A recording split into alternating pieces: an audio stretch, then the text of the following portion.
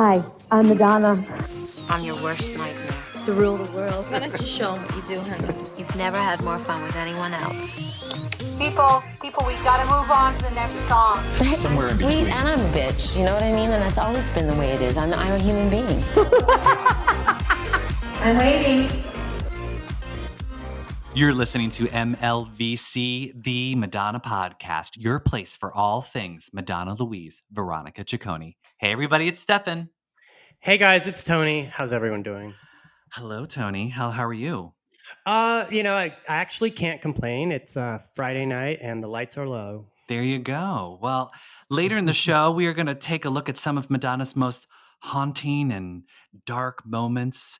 But first, let's give a big MLVC welcome to hairstylist, makeup artist, photographer, filmmaker, and designer, Michael Angelo. Michael, welcome to the program.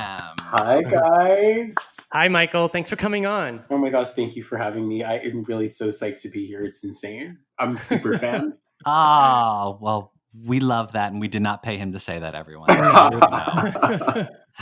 I don't even know his Venmo. I literally feel like we're old and dear friends. I have spent so much car time with you. I feel like you, erotica, my Jeep, it's all real. Oh, I love so that. Nice. Where are you driving?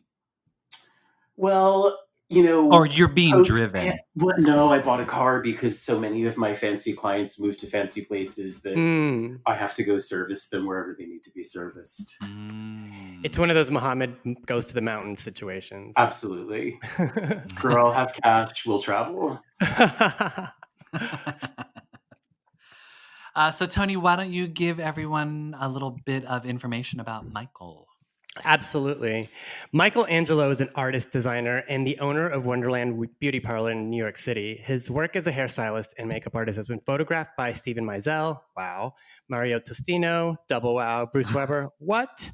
Mark Seliger, Rolling Stone, right? And Inez and Benud, oh, geez, wow, that's great. For covers and pages of nearly every major fashion magazine in the world. His short film, Carlo Cristo, features Carlos Leon as Jesus Christ and his collection of the world's first scratch and sniff wallpaper for, oh my God, am I going to say this right? Flavor paper, called the Fruit Cocktail Collection, benefited the Human Rights Campaign and is included in the permanent collection at the Smithsonian Institution's Cooper Hewitt National Design Museum.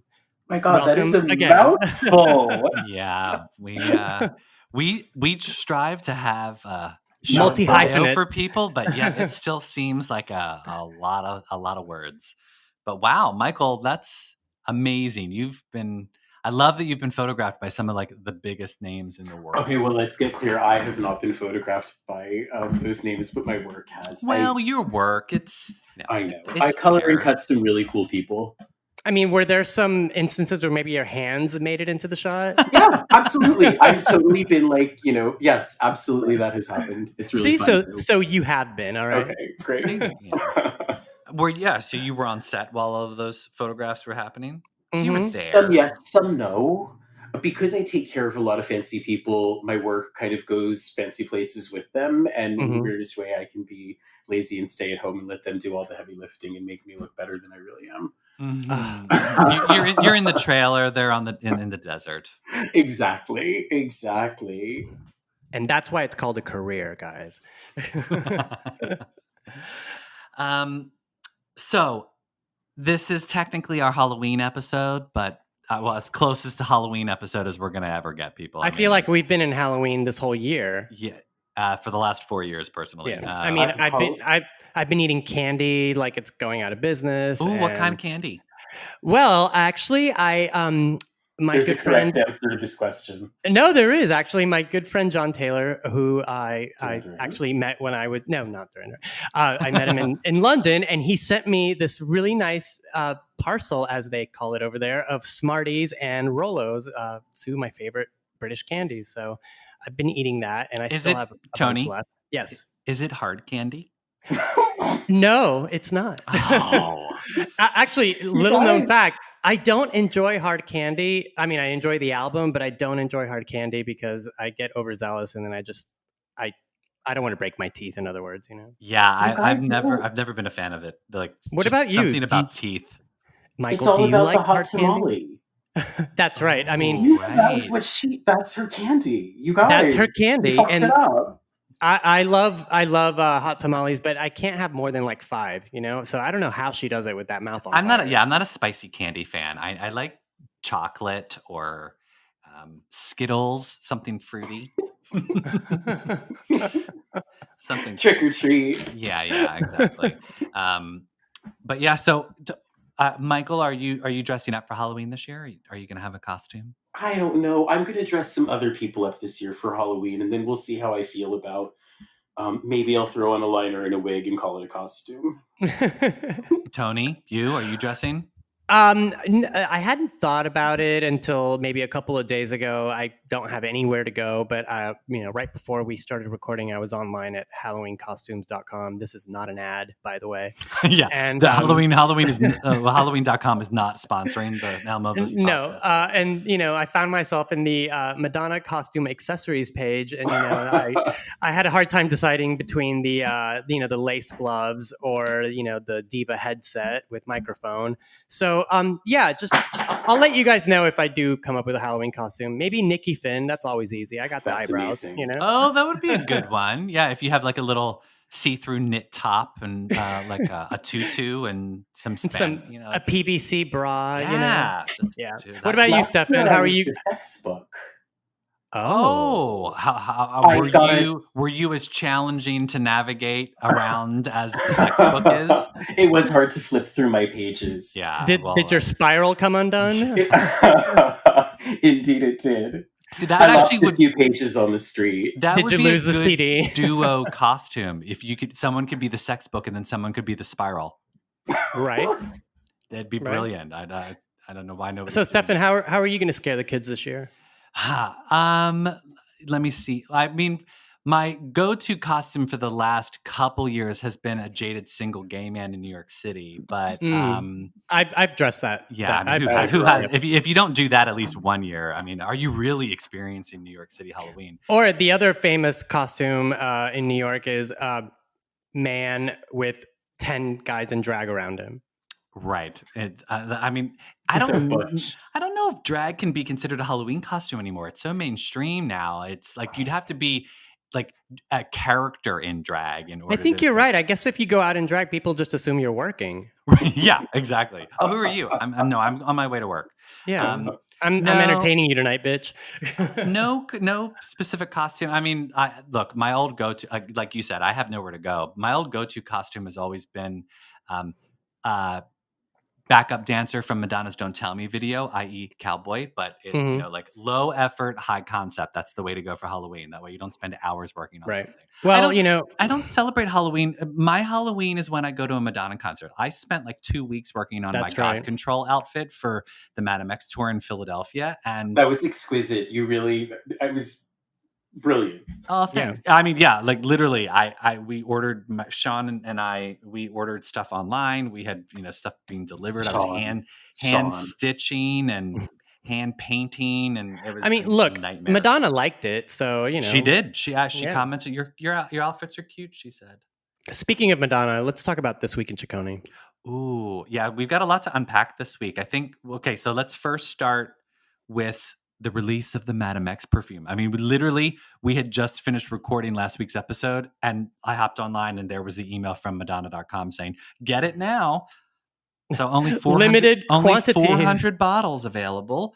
Okay, look, we're not going to order it, so we are. No, I don't have the money. I'm unemployed. We're going to challenge you guys, our beloved listeners. So if any of you guys bought it, record a voice memo, send it to us, and we'll put it on the show. You guys are going to get it. Okay. Are you? Well, I work in beauty. It's kind of important to me business-wise. I think she's savvy, and I actually think the description of the fragrance was pretty spot on. I was excited by it. I've read that it's supposed to smell like Portrait of a Lady, so I'm actually curious because I love the way that smells. Very, very high maintenance, specific, controlling, right? Like those are things we love about her. I want somebody working in beauty that's that kind of detailed and meticulous. I love the skincare. I love the MDNA. I feel confident. So do we. They're a friend of the podcast. Oh my God, it's so good. We need more of it. Yeah. I just did my beauty rolling to get ready for you boys. Oh, thank you. I need a roller. I mean, use my foam roller. I use my foam roller. It's not the same. MDNA Skin has Afterpay now. Just saying. For all you local fans. When you get the perfume, Michael, you will have to let us know. I read that there's like a node of patchouli, which made me excited because, as everyone knows, I always equate Madonna to smelling like the Like a Prayer album, which is patchouli. So I'm excited to smell it. There was such a magic detail when we opened that album up and sniffed it, right? Like David Letterman when he opens up the top left-hand desk drawer. Oh, her panties. Her panties. Erotica remixes, what? Oh, yeah. It's So been exciting. like, I love that we're getting all back catalog stuff. It's coming fast and furious, and we got all those remixes. Patient. I mean, I remember when they came out, and I loved them. I think I have the CD single somewhere. Yeah, I know. I have the 12-inch single and the CD single, and I have love nothing to listen to CDs on though. My new laptop doesn't have a CD drive. I would need to like physically buy an external CD drive in order to listen to them. I got a TaskRabbit to put all of my CDs on a hard drive. Oh, nice. Was he hot? A little bit.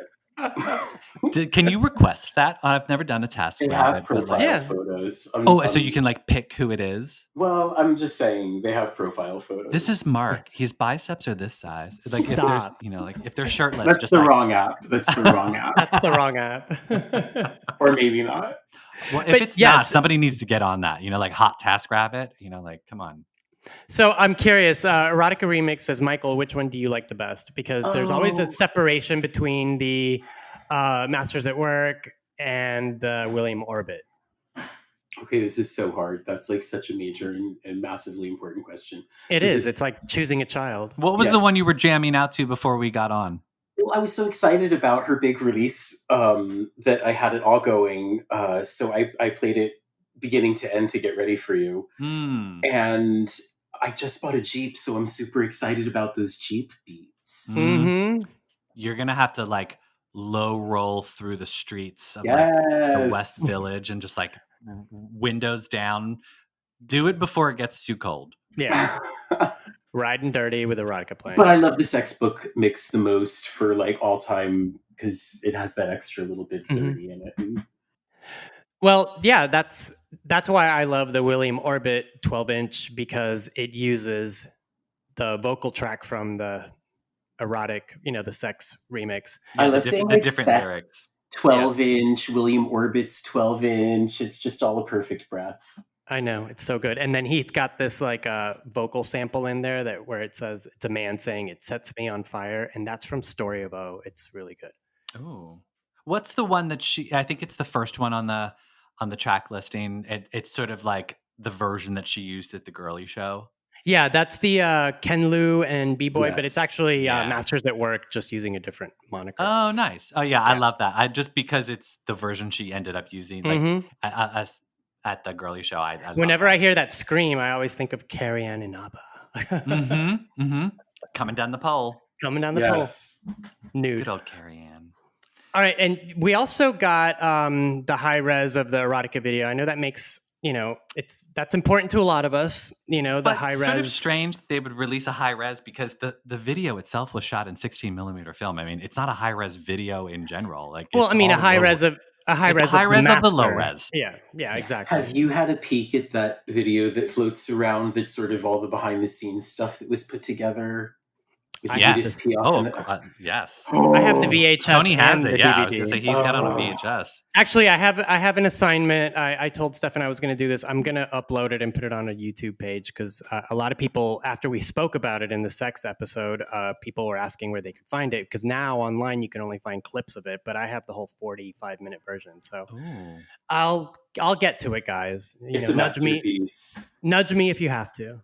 You should just start like a gallery show and just put it on a television somewhere and put it in the dark. And that way it can kind of like everyone comes in with their masks on and it's very like eyes wide shut and creepy and what's going on. And a projector in the salon and sometimes we play that on the projector on the wall and it really does, like, everybody's curious. Everybody wants to know. Everyone's Well, I know what I want to do distracted. for Halloween now. I mean, can we have this for Halloween, Michael? I mean, let's go. I'm game. You know what? I was watching that high res of the video of erotica today, and I thought she was 34 when she was doing this video and the sex book and whatnot. And I thought, what was I doing when I was 34? And I'm like, I certainly wasn't doing something this risque. Like, just thinking that that's what she was doing at 34, I was like, wow, that's so ballsy. Like, think about, like, I mean, she was walking naked on a highway in Miami. I'm like, most people wouldn't even do that, much less like swim naked with Isabella Rossellini in a pool. You know? It's funny. I feel like when you talk to people who are younger than us about these things, I feel like such a like an old man. But it was really groundbreaking. Nobody was doing it. Yeah. Honestly, if you flip through Instagram, who isn't walking down the highway naked these days? True. I know, right? I mean, everything. They're doing everything for the gram. This year, for my birthday, I like just casually down the highway. I was gonna say, when did that happen? I just like looked up and I was like, what was Madonna doing when she turned my age? Which we won't say. Oh. And yeah, she was doing confessions. I'm just like, what the fuck am I doing? You know? Did you see her confessions bang today on the ground? Yes. Wait, don't jump ahead. We're gonna get there. One other thing on erotica, that creepy hand puppet always like gets to me. I had one. Like the exact hand puppet? Like I immediately grabbed it. I wanted one and I couldn't find one. It was not hard to find, like in Chinatown. Oh, see, I was in Portland, Oregon, so I couldn't find one there. I grew up very close to Manhattan, and the Halloween that erotica came out, I went out that Halloween as erotica. I just sort of ran around the village and grabbed whatever things I could afford or slip into a shopping bag. Okay, stop right there. Describe your costume. Oh gosh, so I wore a sort of leather and chains top with obviously the proper erotica mask, the Lone Ranger number, side part, very careful goatee, and I found chaps at on St. Mark's Place at Trash and Vaudeville. Oh, I love that place. Denim stretchy ones, and I went to Webster Hall Halloween party. Oh. And I met Mark Almond there that night, and he flirted me. Oh my God! And you could have been a sex dwarf. Was it a threesome with the hand puppet? No, but my God, that hand puppet was so freaking scary. Do you still have it? No. Oh, I was gonna say, take a picture of it and send it to us. I'd love to see it. If anybody has a picture of a creepy hand puppet, no, I actually after the show I'll tell you who does. I saw it on Instagram. Sorry, yeah, this is. Well, maybe one day we'll have like a post-podcast like side project or something. The after show? Yeah, then after show. Where all the gossip happens. TBD. Yeah. All right, well, yeah, so now up to Hung Up. For some reason, I'm not sure, is there an anniversary for Hung Up? Because suddenly the high-res performances it seems like every week there's a new Madonna anniversary that we're celebrating. Honestly, I've been losing track. There seems to be so many. It's like now it's the release of the sex book, and now it's the release of the erotica album, and now it's the release of this video and that video. The Hung Up, I think Hung Up had an anniversary, the release of the single, and I think. Do you think she's just doing research for the movie and like, oh yeah, that was a great video. Let's put it out in high res. I would hope that that's part of it. I would also hope that a lot of this is happening because Mariah's been doing it all summer. Ew. My thought is she obviously, as we know, everything has to come down to money. That they needed to have a business reason to fund the release of some of these, because somebody has to be doing, finding the remixes, making sure that they're okay, uploading them to Spotify and uploading stuff to YouTube and whatnot. I venture to say they probably baked in the marketing costs into her Madame X budget. And so they were waiting for the tour to be over because obviously they didn't want to release anything while the Madame X tour is going on because it dilutes the Madame X era. So wait until the tour's over when they know she's not going to be doing anything because, as we know, Madonna's very scheduled. They knew there was going to be this empty time where she's going to be writing with Diablo, and they were like, let's release everything then. And so that's why we're getting, I think, this and it starts the frenzy. Mm-hmm. It's like chumming the water. Right. And And then that way it's a build up to the movie because we're all finally getting old stuff. It's, I mean, every day when I'm in the gym, I hear old Madonna music now and I'm like, oh, this is wonderful. Do you think it's finally that it's just long enough ago that people start to rediscover it? I mean, I think people discover Madonna all the time. We get notes from people saying, "I just heard this for the first time," and I'm like, "What a gift you've been given." I know. If I could hear erotica for the first time tonight, that would blow my mind. Do you remember the first time you heard it? Oh, I did. Me and the guy who lived across the hall got in his car and drove around Portland and listened to the whole album twice. And I couldn't believe what I was hearing. I mean, it was like, is this, because the last thing I'd heard was Justify My Love and Rescue Me. You know what I mean? I was like, this is too much. Like, please slow down, slow the car down.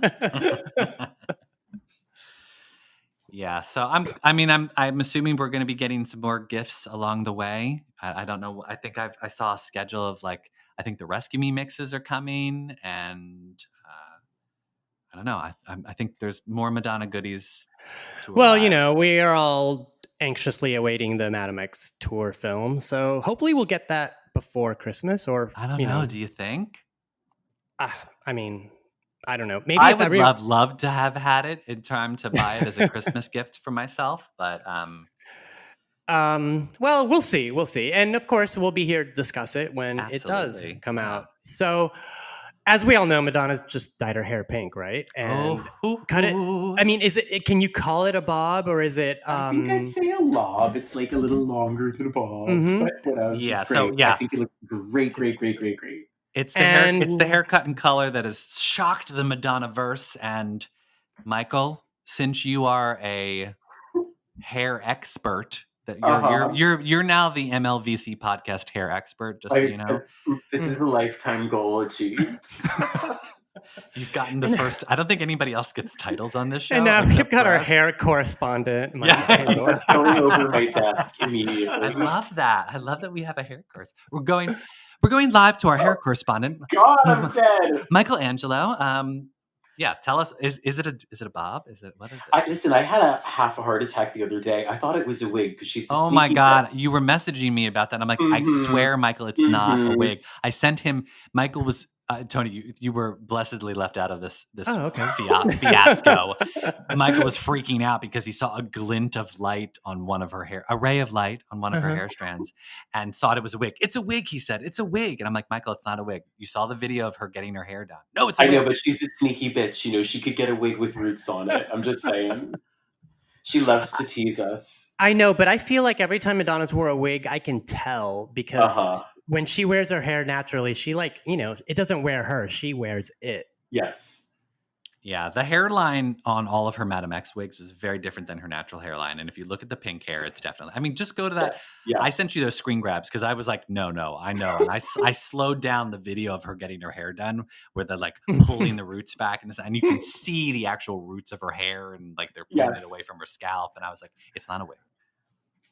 That's good. I think it seems like it's reinvigorated her creatively and energetic.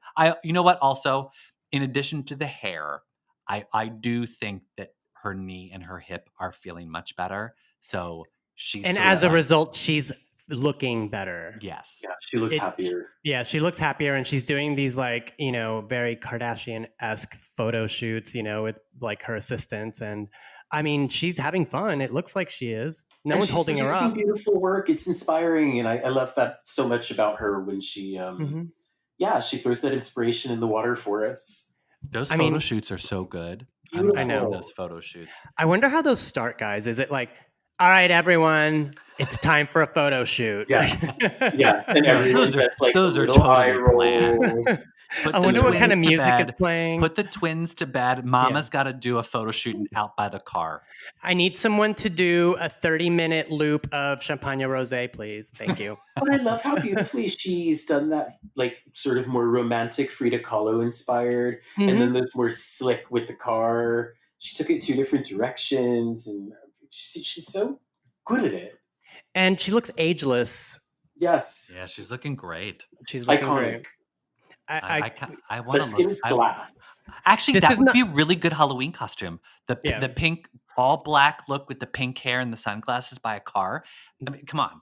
Who are you supposed to be? I'm Madonna. Yeah. Obviously. Who are you? Yeah. Hello. No, and I feel like this is a good. I mean, I'm not a hair professional, but I just shaved my head, so that tells you all I know about hair. Sexy. So, she dyes her hair pink, and it makes her look younger. So I'm thinking, and this is not a criticism, that when her hair is like bleach blonde, almost white, compared with her skin, it at this age, I feel like it might be just too much. She should be going more romantic hues. Like that red that she had in her erotica phase, or this pink, or a brown. I mean, I'm just dreaming out loud, guys. Yeah, it gives a little more depth and dimension. But she's got such a masterful team. Like, they really make everything work so well with her. Well, Michael, you as a result got pink hair, didn't you? No, actually, I made my hair pink earlier this summer because I just was over everything and all of it, and I just was like, fuck it. And then after that, I went sort of a little blue greenish, and now it's just petering out. But the Wall Street Journal and I had a chat about post-pandemic hair, and I just said that a lot of my blondes had gone pink, which was true. Myself included, and then Matt showed up with her pink hair, and I just feel like it's a real pinkapalooza. Mm-hmm. I feel like Frenchie. Why do you think everyone's doing that? Because I think pink's a very polite fuck you. It's like, I'm not like the other blondes, don't mix it up. Mm-hmm. Right? It's I find, like, even some of my Tribeca mommies, when they go pink, it's a little bit like making it clear on the pickup line that I'm the cool mom. Yes, I'm the mom who goes to a Madonna concert. Thank you very much. Yeah. I don't mind staying up for Madame X. Right. I do. Yeah, Tony was sleeping during the pre-show music. I'm so mad. Stefan, wake me up when she comes on. Okay. Hey, do you guys think that some of these photos are for a calendar? I mean, has she done the annual calendar? I used to buy that every year. I did too. I don't think she has one this year. I think the last one she had, I didn't buy because it was just all of her record albums. Yeah, and I thought, no, I want fresh and original photos. I want stuff done specifically for a calendar. Madonna, yes. I don't want rehashed albums, and I don't think she had one this year. Yeah, because you guys remember, I mean, listeners, and I have tons of them. And you too. Yeah, I mean, the calendar was always an opportunity to see photos we hadn't seen anywhere before. I love the calendar that was around like a prayer. I love that one with the white stripe in the front of the hair. Oh my God, it's so good. It's so good. Yes. I love the calendar from '93 where all those photos from the Rain album were on, where she was in the pool with her hair, and the hair was like pinkish, reddish, blonde. Well, that was recovering from pink, because remember she did it like pink for Fever. Right. Yeah. And it famously was supposed to wash out, but did not. Famously, her hair was ruined, and she had to cut it really short, almost shave it, and that's where we got the girly. It started breaking, right? Didn't she say that it was like she was her hair? It was a breakthrough moment for our girl. But it was, oh my God, that was the first time we'd seen her with hair that short. So chic, though. Yeah, it was so good. So since we're talking about Madonna's dye jobs. Yeah. Some of her successful and not successful haircuts. Yeah. Tell us about some of her. I mean, we don't have to talk about anything from 1983 to 1989 because that hair was a mess, but. Stop. That was classic Madonna. It was punk. It was some of that was really punk, downtown East Village home dye jobs. Like her weird orangey yellow blonde color on that first album cover shoot. Mm-hmm. It was Manic a hot Panic mess by the rule book. Yeah. But I think she was just doing a bad bleach out of a brown dye. But it was legendary. She makes stuff work that other people can't. Because she's got some grit. Mm-hmm. No. I totally respect her for that. I mean, I guess I say it was a mess because in my junior high and high school in Houston, Texas, I had to watch people try to recreate these looks to a lesser degree. Yeah, in Texas. Oof. Imagine a Blonde Ambition blonde look in 11th grade, So sorry. I think they're still doing that, aren't they? I mean, they call it something else, but yeah. Okay, but tell us. Look that I think about was a game changer for me creatively, in terms of inspiration, when she came out, True Blue. That was breakage. Yeah. She had very heavy highlights, and then they bleached her for Live to Tell. Right. And then they did another round of bleach over that in The Ends When. And she came out that gorgeous short white blonde hair. And I remember my eyes were on fire. Like, Yeah. I wanted to like bleach everyone's hair and cut it off. Mm-hmm. Yeah, and I remember that came out, and it was so stark. No one had ever seen her like that, and they were saying she looks like Jean Seberg. And I had to like go to. I went to the library. I was going to say you had to go to an encyclopedia or a I went to the dictionary. library, and I looked up Jean Seberg in the card catalog. Our Miss Brooks. That's how we did it. Yeah, I mean, what other? I mean, obviously that was like a jaw-dropping transformation for her when she went into like the quote-unquote Marilyn Monroe phase of her hair. But oh wait, were there other moments where she did like huge transformation cuts like that, where you're like, oh my god, I can't believe that's her? Do you remember the hair? I know this is like so obscure. The Who's That Girl tour book, that very short. It was like brown with just a few highlights, like a little boy haircut. So chic. Yeah, in the Who's That Girl video. Yeah. Yes. And she had a little hat on. And yeah, I was wondering, because you don't really see that hair color and that cut never in any other iteration. Yeah. Wasn't that her hair just growing out? Like she was just growing out the blonde from Who's That Girl? Probably. Yeah, probably, and then I think the next time we see that hair is at Live Aid when it's grown out longer and it's brown. Yeah, I loved when we used to get the in-between haircuts from her, like when from the Who's That Girl video, she was growing out the Who's That Girl blonde, and same thing like in the Express Yourself from the VMAs in '89 when she had that like moppy top blonde hair where she was sort of like growing out that look as well. And don't forget one of your favorite transitional looks, the Goth Donna, right before she cut it. You know what? I honestly, Tony, I have been thinking about that since we brought this up just now, and I didn't want to say it because I say it all the time, and people call me out on it all the time. But guess seriously, like Michael, you know that Goth Donna look when she was showed up at the Truth or Dare premiere.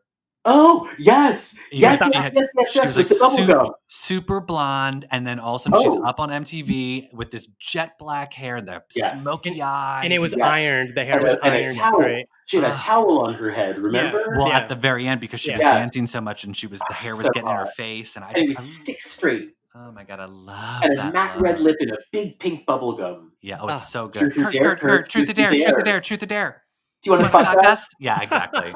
So good. Yeah, and then like a couple of weeks later, they cut it into a very like conservative like 40s bob. Yeah, because she did right. There was the New York premiere of Truth or Dare and the LA premiere of Truth or Dare, and like it was like night and day looks for her. She was like trashy when not trashy. I mean, I got done as not trashy, but it's like just street and then it was like super glam Madonna with dark hair.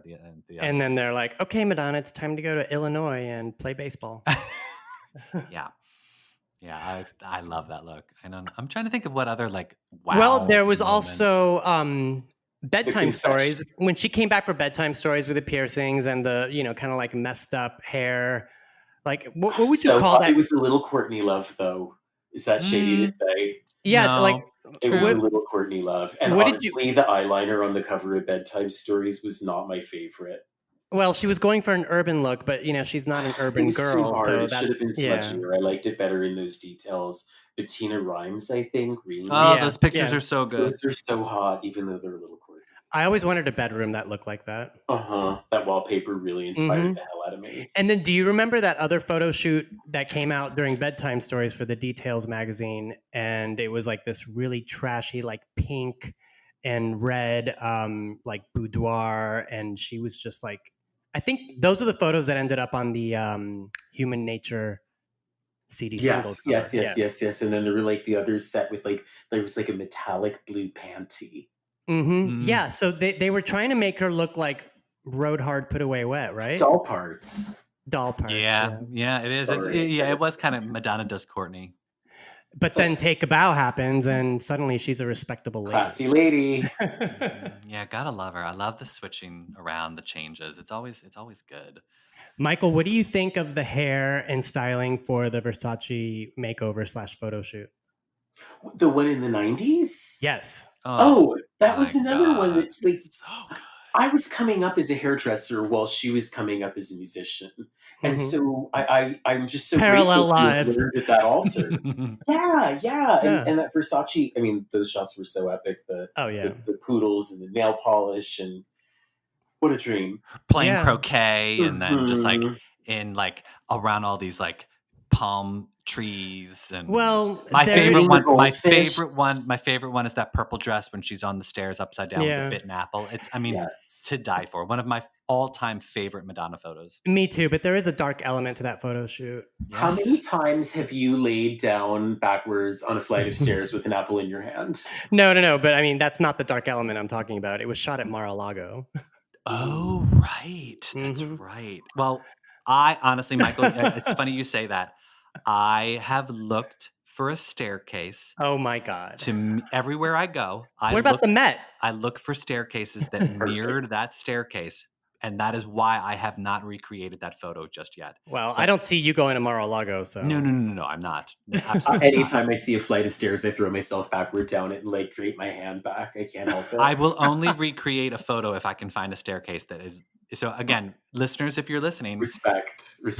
please let us know if there's a staircase similar to the one in that Madonna photo, and I will lay down with an apple and something purple, and I will recreate that.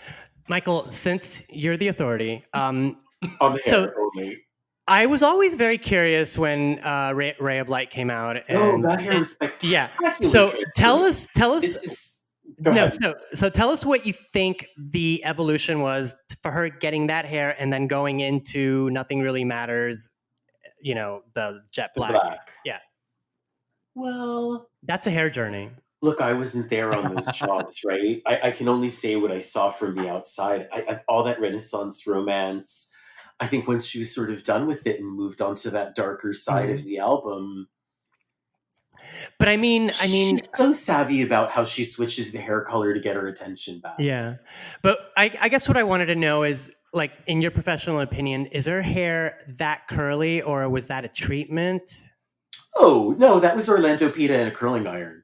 Oh, wow. So Yeah, that's the not Ray like a White wake up hair? in the morning. You don't wake up in the No, morning. not think bedhead. anything that looks wake up in the morning is really wake up in the morning. That's like hours of attention to detail. But he really revolutionized the way we approached curling hair. That's sort of what we call like beach waves today. I always take it all the way back to Ray of Light Madonna. Oh my God. The I'm kids so roll their naive. eyes at me at work. They're like, "Oh my god, I'm another Madonna reference." But honestly, sorry, Okay, guys. so I was like, and that's the other thing is that I don't really know if Madonna's hair is naturally curly or if Wavy. it's straight. So it's wavy. it's probably right in the middle. And do She you has dream hair. It's brown enough that they can successfully lift it to blonde and not fry Mhm. it.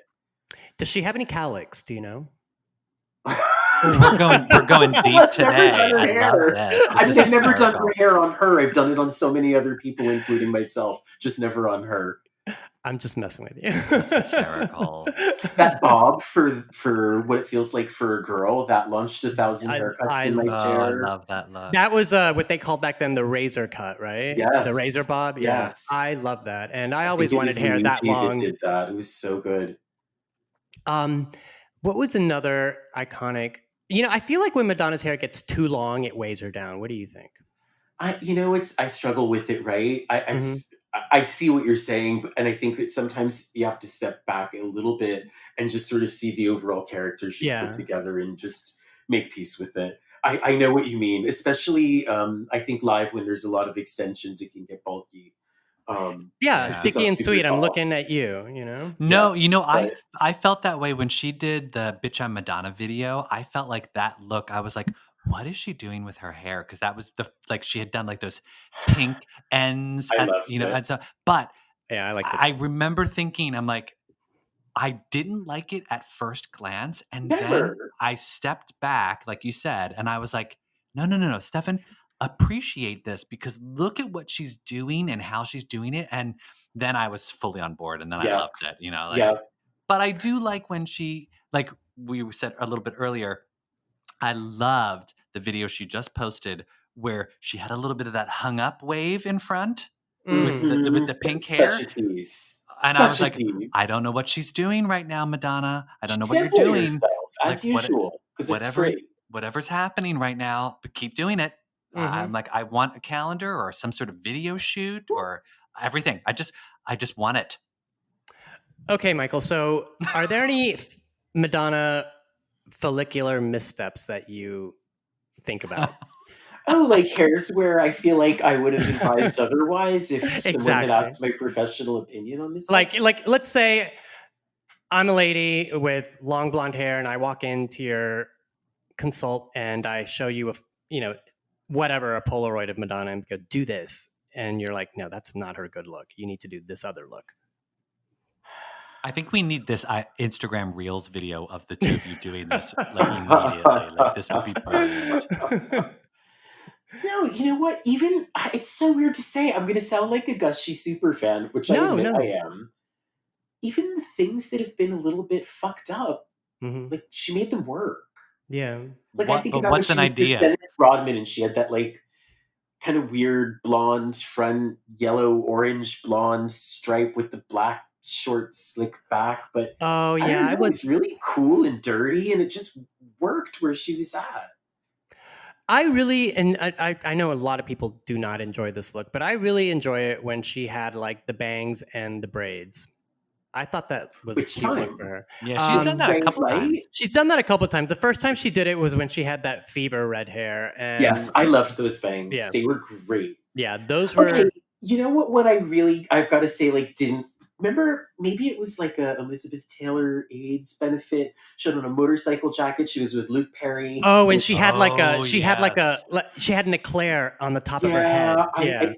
It wasn't my favorite. I have to say that was not a. I kind of agree with you. And then she did a variation of that when she performed "You Must Love Me" at the Oscars. Yeah, that worked because she was wearing a good ball gown. Mm-hmm. Better. Yeah. Okay. So bangs are really hard. So I think the consensus is, Madonna, don't pull your hair back in a bun. Just wear it loose and crazy and go dancing. But somebody, I think today in Madonna history, just posted that today, back in whatever time it was, she started filming the not "You Must Love Me" video. What was the sequel to "You'll See"? It was the "You'll See" video with Michael Haussman, director. I thought her hair in that looked really great, and that was pulled back. Yeah. Oh, I love her hair back. I love a bun. I love an Evita bun. I'm erotica. That side part for the erotica video with the Lone Ranger mask is my all-time #1 favorite. Oh yeah, that's a bun. I forget that's a bun. I didn't know. I always for years. But you thought her hair was that short? Oh yeah, I thought. Oh, she got a haircut for the erotica video. No, that's a bun. Okay, well, look, we could talk endlessly about Madonna's hair. Her hair. Yeah, but you guys, I want to talk about Halloween some more. There's other things that we need to ask Michael about, such as his New York Times article. Oh, that's right. Okay. So you're published in the New York Times. You wrote an article for the New York. What was that all about? Yeah, spill it. Well, I live in New York like you guys do, and I would have to guess a lot of your friends and listeners, right? And I hope that, when I speak for New York, I speak for a lot of other cities. I'm so frustrated seeing choices people make to go to these big mass market places and spend their money and neglect their smaller businesses. And I think as we're in the process of rebuilding the city, I need people to show more love to small business and be really conscientious about, your dollars, really your vote. Mm-hmm. And I get frustrated with people who give up on New York. I had a Madonna line edited out of it. The Times would not let me quote from "I Love New York." I don't totally blame them, but I did try to slip it in. Oh, nice! Oh, that's fun. Well, you can say it here. Yeah. Well, that's so. You're very cool to have the Times be so receptive to my idea and to have them share it so widely. And I got some really cool response. Sarah Jessica Parker called out of the blue to say congratulations. I don't know her, we're not friends. She just was as a good neighbor in New Yorker, she's like, hey, I just want to say I'm behind you here. Tell me if I can help. So sweet, right? Nice. Yeah. I remember Sarah Jessica had done I love Tea and Sympathy on Greenwich. It's such a Yes. great restaurant, and they were suffering before COVID-19 shutdowns began. And I remember Sarah Jessica Parker had posted a picture of the restaurant, not saying please go help them out, just posted a picture of them and said Tea and Sympathy is one of my favorite spots in the neighborhood. And now you can't. I mean, thank God they were still around when COVID restrictions lifted and they were able to do outdoor dining. But it's one of my favorite spots in the city, and they're packed all the time. And they're a small business, and they're I exactly love what you it. said. I love going to all those small places because they remember you, they know who you are, and it It's feels neighborhood. yeah, Yeah. it feels like part of the city. I mean, I just saw today that the Strand posted that they're in need of help, and I was That like, broke my heart. I'll do whatever I have to do. I don't make a lot of money, but I'll give them I'll go buy a something, you book. know? You know You know, what? I'll go Just buy I something. Christmas shop every year at Strand. I send gifts from there.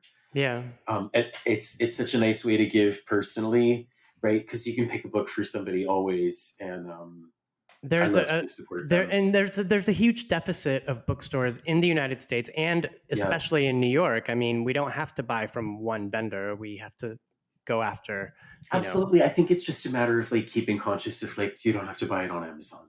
Yeah. There are Yeah. alternatives that are just as easy and reasonable and all of that. It maybe takes one extra click.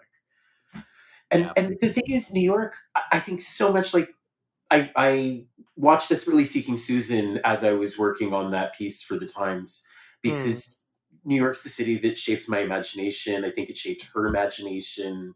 When I think about her and New York, they're so inseparable to me. Even when she leaves, it's still like a New York girl in London, a New York girl Yeah. in Paris. Portugal. And I know there are so many people in the city for whom New York herself has been a huge gift of inspiration.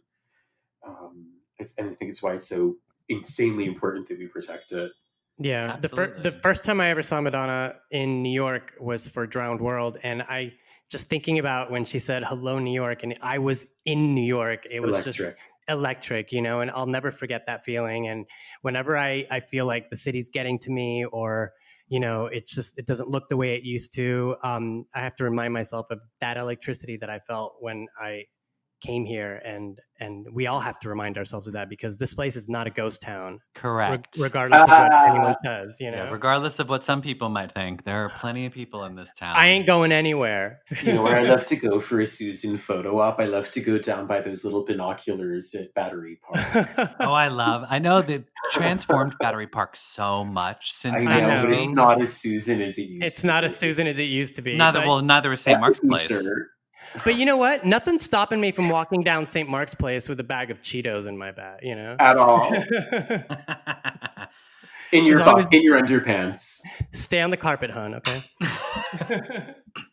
Well, and so, Michael, also, you did, as we mentioned in your bio, you did a short film with Lourdes' dad, Carlos Leon.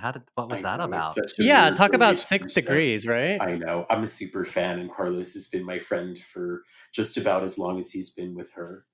Oh, that's sweet. And it was such a weird thing, when he came out about it to me, because he'd been talking about this girl for some time, and I was like, I don't know, she sounds a little high maintenance, but whatever. What's her name? Stacy?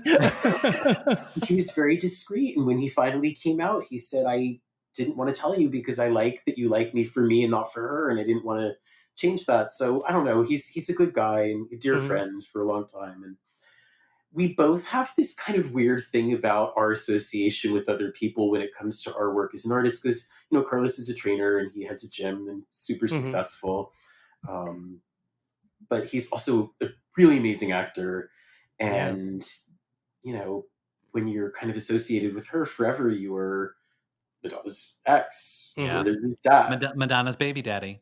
Yeah, it's such a weird thing, right? And for me, my name's Michael Angelo, and I'm an artist, and it feels really dorky to say it because it's my real name. And, she's got that weird name thing, where, your name's Madonna, what else are you going to do?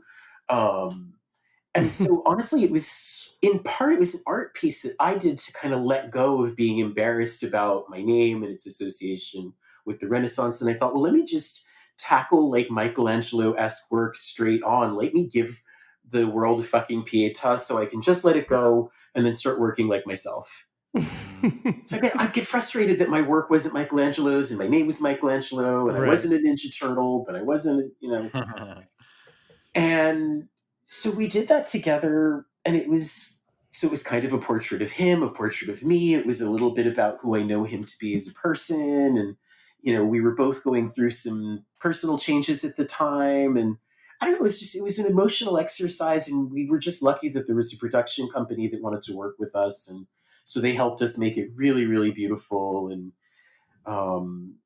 I hope it's sort of an interesting meditation. Did you guys get a chance to watch it? I know it's long. No, I have not. I have not watched it yet. No, but please take the opportunity right now to tell everyone where they can watch it. Oh, it's on Vimeo. I don't know. Do you guys, if we like share a link somewhere somehow? Oh yeah, well, it's called Carlos Cristo, and you can search it on Vimeo, like Carlos and Christ.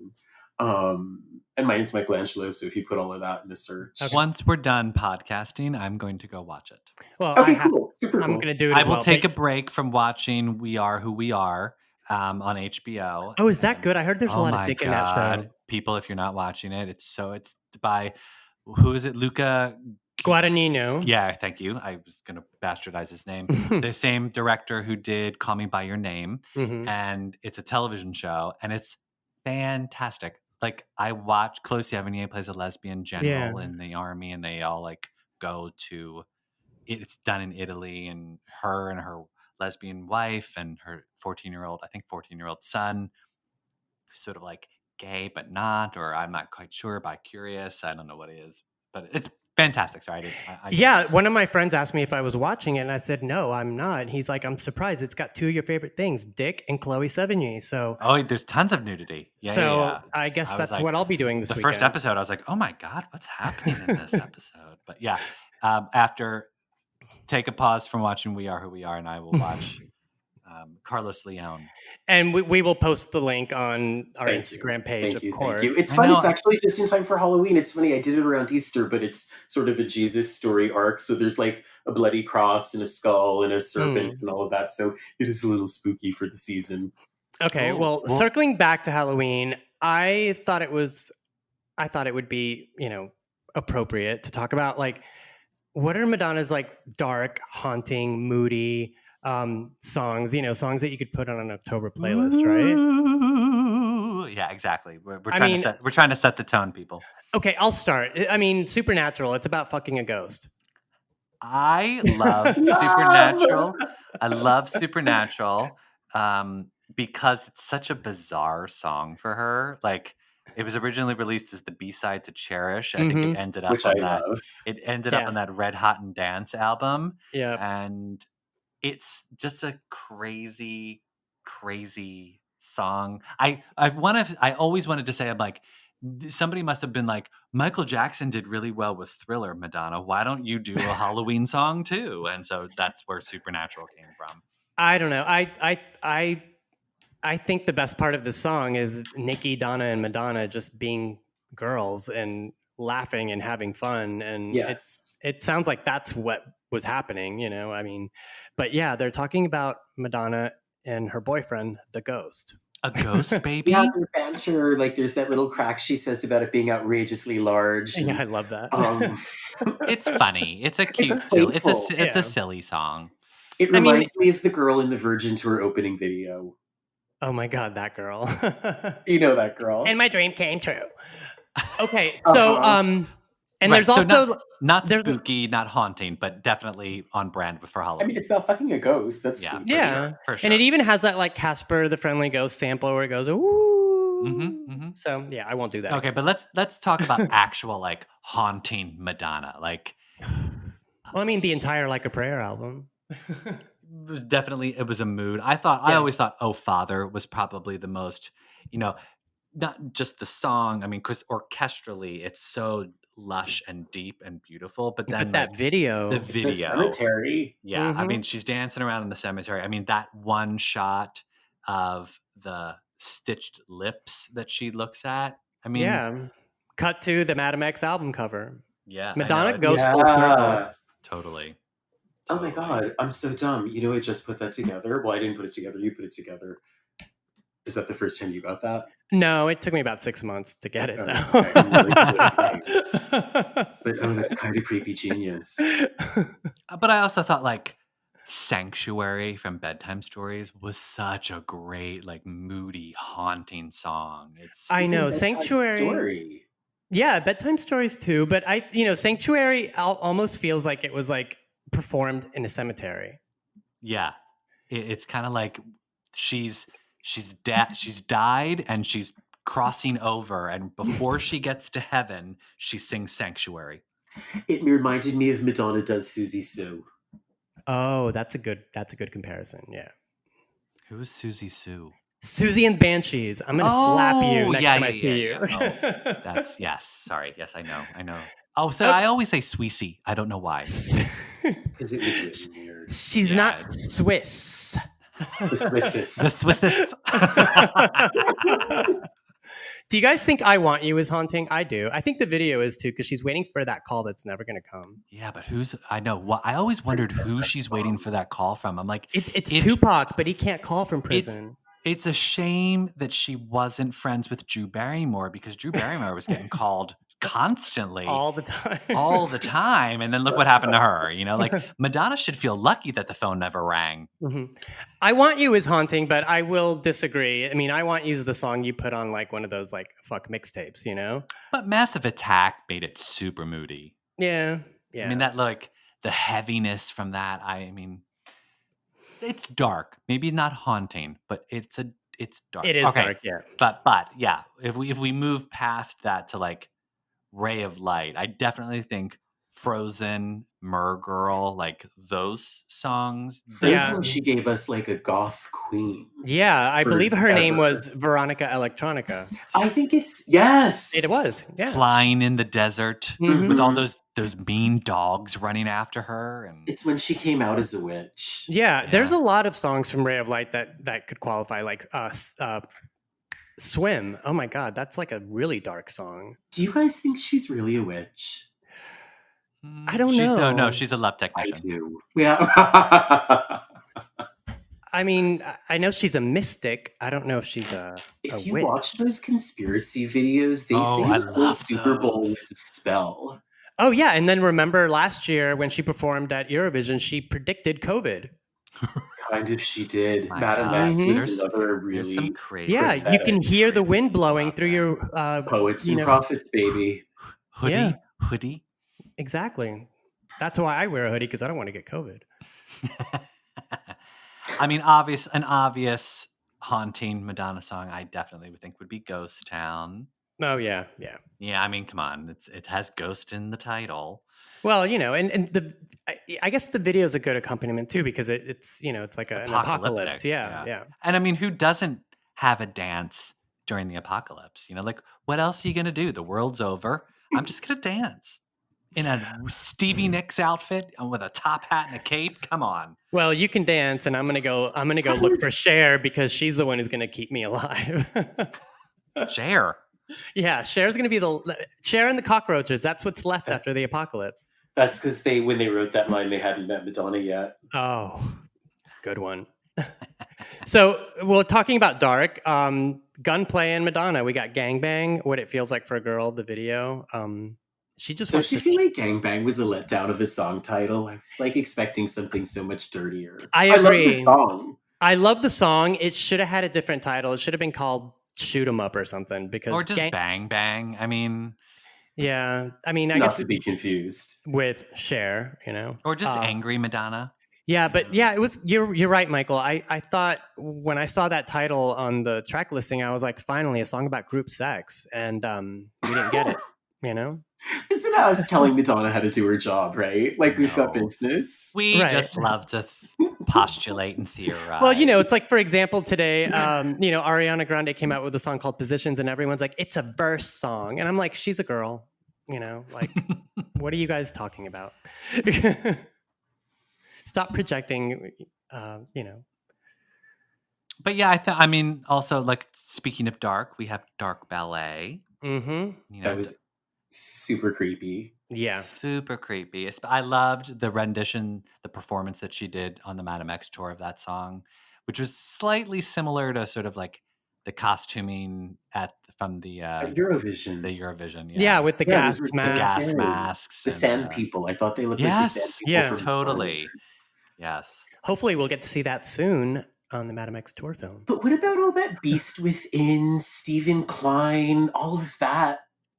Yeah, part well, of her- the Beast Within first showed up in the Justify My Love CD single, and people were scratching their head. They're like, "Okay, what is this?" She's reading from WTF, Madonna. Yeah, It's she was reading from scary. she was reading from Revelations, but I used to put it on just to piss off my family, my Catholic family, who already hated Madonna. And then, boom, Reinvention, and it just gets remixed and rethrown at us, and it's even better, right, Michael? Yeah, and the video on top of it, the looks that she was serving, they were so like creepy, spooky, ooky, sexy, weird. The way that they edited that video, that sort of like sped up, rewound, the dogs, the bloody meat, the burning dress. It was like a haunt. Did you go to that show in maybe it was Soho? I missed Oh, yeah, that, yeah. the ecstatic process. I missed that exhibit. Oh, I It don't was know how you did. breathtaking. It was incredible. The only thing that was not breathtaking was the price of that book. Oh, yeah. I remember seeing that. I was like, I splurged. Stephen Klein has an apartment in my neighborhood. And next time I see him walking those huge ass dogs of his, I'm Yeah. going to go up and ask him, do you have an extra copy of that book laying around, Stephen? Yeah, because I don't You have know, $7,500 to throw on a no. book. You No, that's splurged not for that? No, it was not 7.5. No, that's how much it is now in Is it? secondary market. Oh, if you yeah. just like buy Yeah. online. Oh, shut up. Yeah, because Girl. it was a limited edition that sold out. So now you have to Oh. buy it from. I had no idea. I feel like I'm on Antiques Roadshow now. Is that show still on? I loved that show. Well, they can't really go to the Antiques Roadshow. True, Stefan. because all those old people would. That's a health hazard for them. But I'm sure you could like FaceTime in your vintage Madonna stuff and they could tell you if it's treasure. They have like online shops. There's a couple of Madonna online shops where they're doing that on like eBay and whatnot, where people are trying to unload some Madonna stuff. And there's some good finds, but some of them are expensive. Mhm. Have you ever been to that record store in Paris? In the No, Marais? I am dying. Have you been? It's Mecca. Okay, tell us about it because I think you're the first person on the show to have I've been seen there. some of the super fans go, but I've never been myself. I went to see the Drone World Tour in Paris and obviously I had to pay homage and go to that record store, and it's literally like your dream Madonna record library, that everything, every magazine, every poster, and I think it's called Lucky Records. Yeah, And Lucky Star. last time I was there, which wasn't that long ago, it was still open. No, it was open up until the Madame X tour was there because people were there. Well, right, because I think What's Her Clogs, the DJ, did a little in-store appearance there. She remixed And Crave. I bet they have an online. Tracy Young. Tracy Young, thank you. Mhm. But yeah, I think she was there. So it's definitely. I mean, I don't know if they're still open, but Well, I hope hopefully. they are because on my next trip to Paris, I will be making a stop and I will beg them to let us record there. Oh, that would be fun. Yeah, totally. But yeah, Or just do a photo op, Good call on the Beast Within remix, Michael. I Thank you definitely. very much. I mean, I remember when Reinvention tour started like that. I was like, "What kind of show are we going to see with this?" Like, it set such a bizarre tone, considering that the rest of the show was not that dark and haunting. But it Well, was. it's a journey. You have to get on at the beginning. Oh yeah, gotta love it. That's sort of what I tried telling Madonna when she asked me at the Madame X show, "What do you think of the show?" And I was totally gobsmacked and couldn't figure out. And I was like, I'm just regurgitating her words. Well, it's like a journey. You just get on the train, and then I lost my train of thought. What else that's so excusable. I should have just asked her, like, "Will you marry me?" or something. Like, just totally completely off topic. Just like get her off. Just go all the way back to the Virgin tour. Will you Take marry your top me? off. Yeah. Hey, Stefan, I think it's time for my favorite part of the show, the lightning round. We need like a lightning round, like sound effect or Okay, some sort of like. We need to work on that. Maybe. Okay, well, Season 3 for season 3. No. Oh. Next episode, I will have. We'll have like a lightning round, Price is sound Right cue. lightning round sound effect or something. What about like something from Hung Up? Like there's got to be a little like sound effect in there, right? Is there? I'm trying to think if there. Well, we don't want the tick tick tick. Michael, stay in your lane, okay? Oh, okay. We've turned a corner all of a sudden. I'm gonna bring us back, Michael.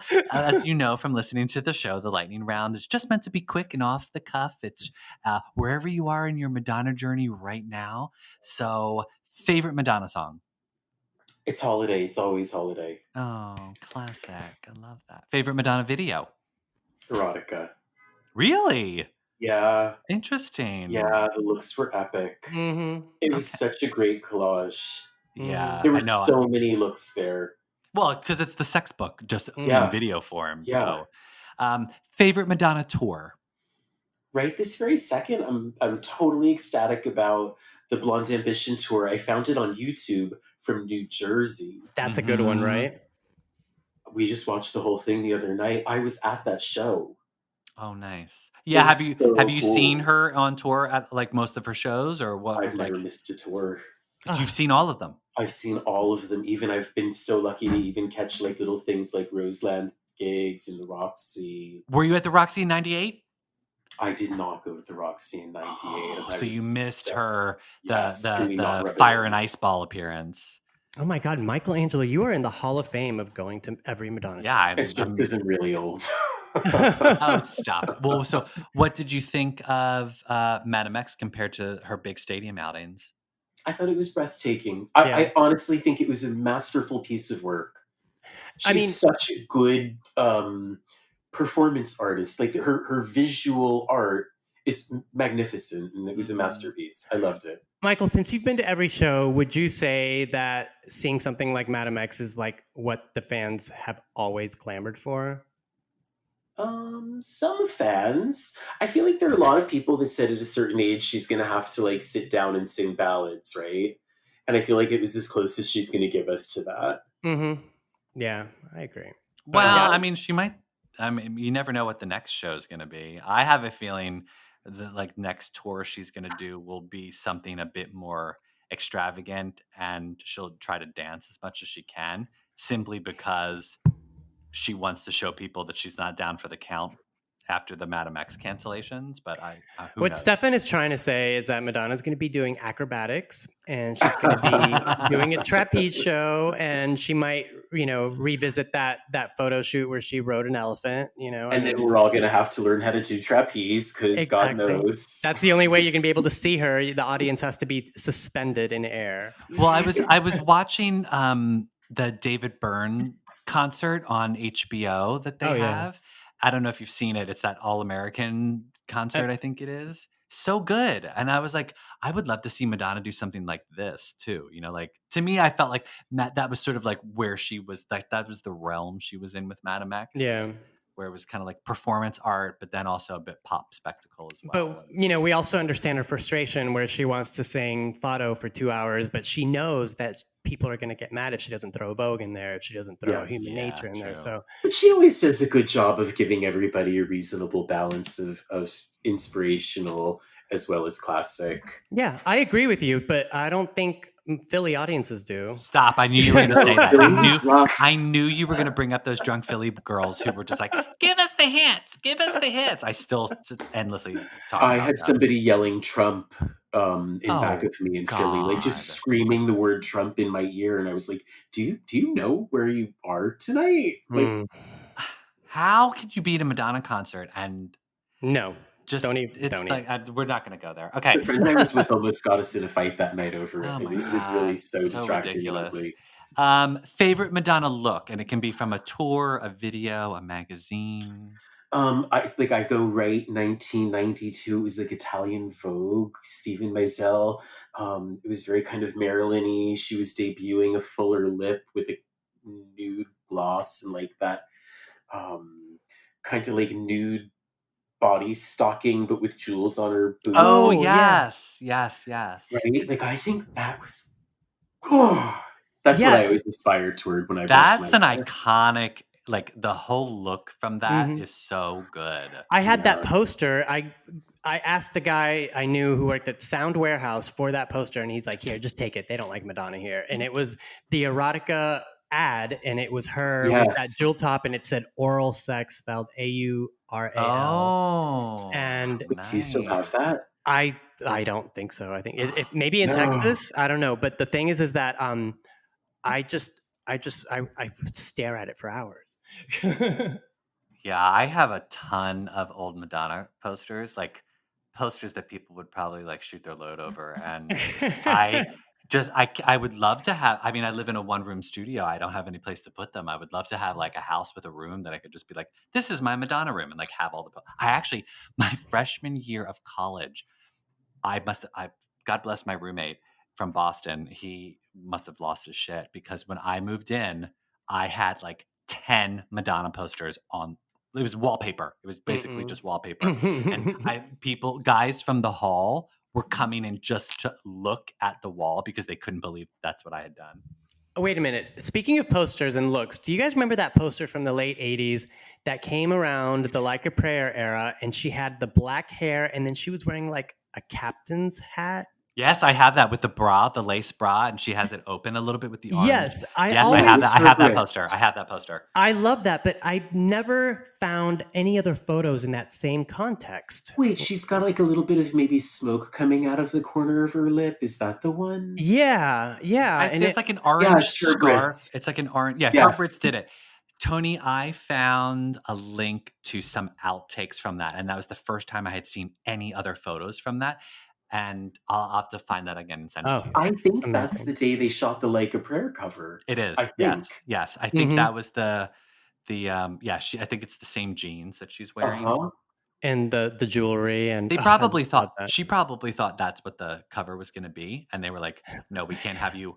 She's like, Madonna, you look like a cycle slut from hell. We can't have your tit out on the album cover. And then she's like, "Fine, just show my belly."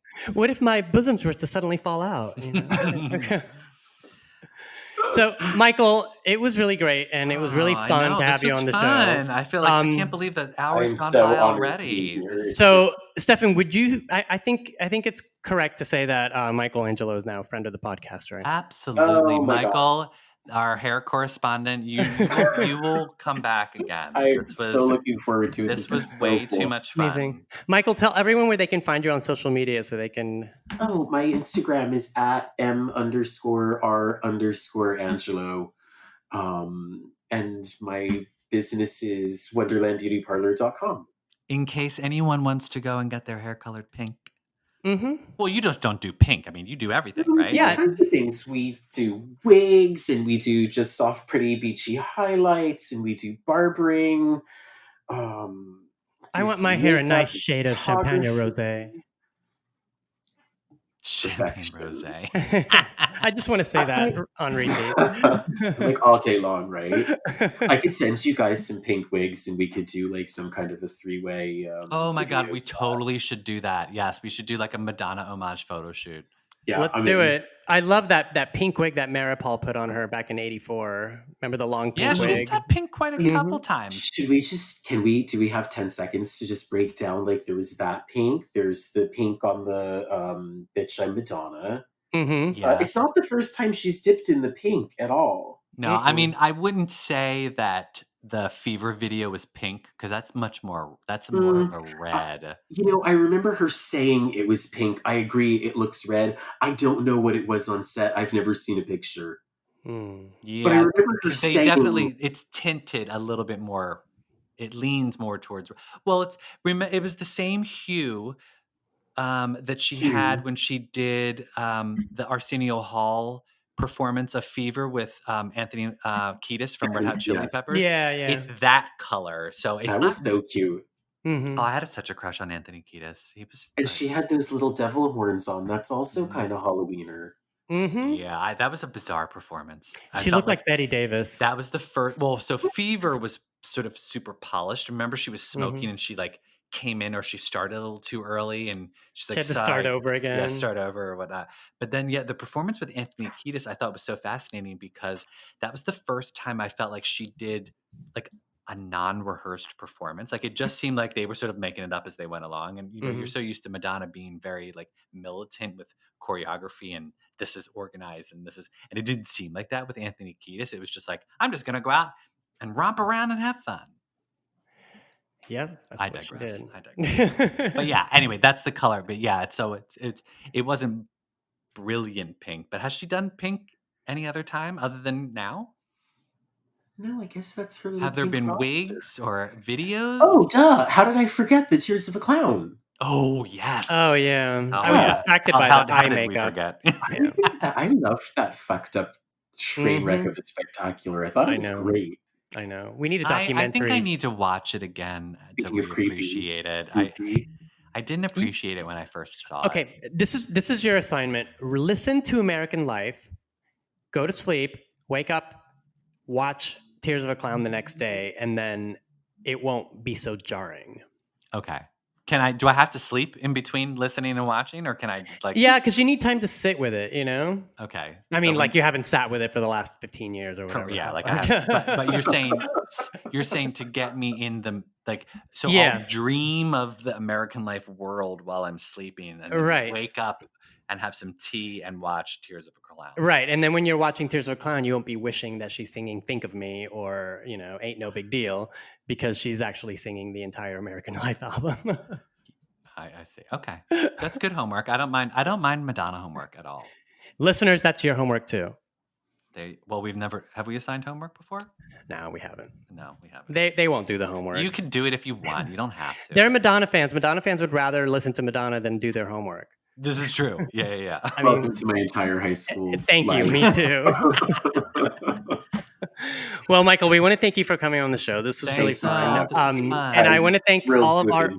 Thank you. I want to thank all of you guys, our listeners, who are the guys who keep us making the show every week. It's fun, and I'm hoping that you guys get something out of it, because we definitely do, especially during this fucked up year that we've had. And speaking of the fucked up year we've had, let's not continue this trend, everyone. Please vote November 3rd or earlier. Vote. I'm voting. I want to try voting tomorrow. I'm going to go vote tomorrow. I'm going in. I don't know if it's going to be a shit show, but I want to. Doesn't matter, because for me, waiting in line for 6 hours to cast my vote is infinitely better than another 4 years of this bullshit. Amen to that. Yeah. So go vote, people. Have a happy Halloween, and then go vote. Exactly.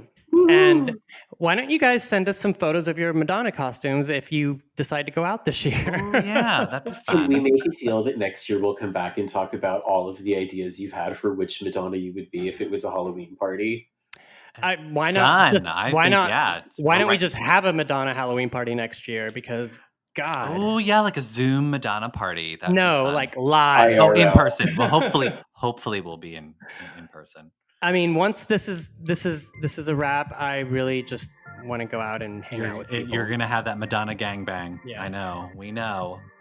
Oh no, I didn't mean it like that. Fresh. Okay. On that note, thanks, guys. We'll see you next time. Thanks Bye-bye. so much. Bye. Bye.